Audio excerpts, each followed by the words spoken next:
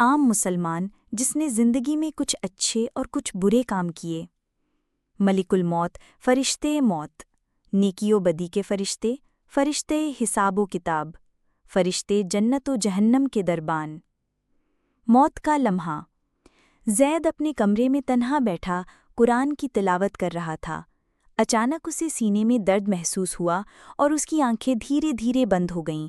ملک الموت اس کے سامنے آیا، روشنی سے چمکتا ہوا۔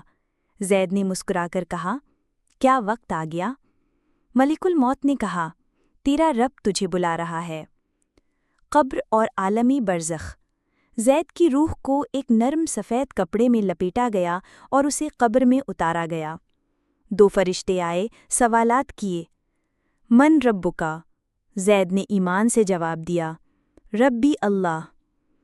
قبر کشادہ ہو گئی، خوشبو سے مہک اٹھی، ایک کھڑکی جنت کی طرف کھل گئی۔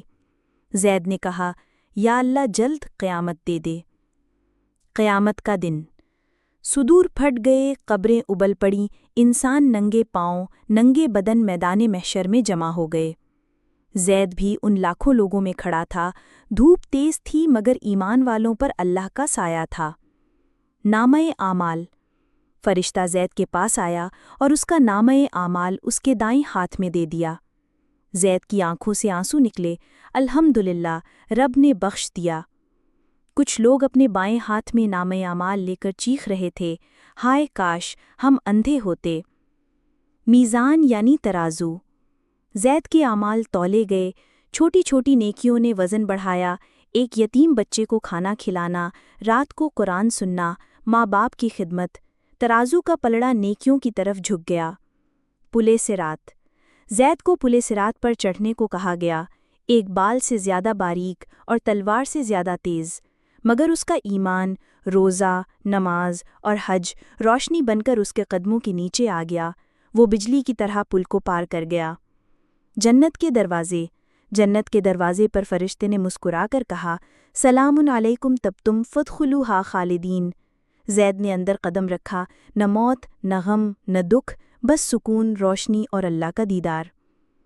عبرت کا لمحہ۔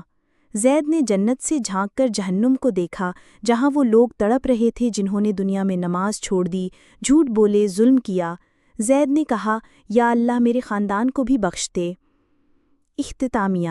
زید اب جنت کے ایک محل میں تھا، نہر کوثر بہہ رہی تھی، درخت سونے کے، حوریں، غلمان، اور سب سے بڑی نعمت اللہ کا چہرہ، اللہ کا قرب۔ زید نے کہا، یہی ہے اصل کامیابی۔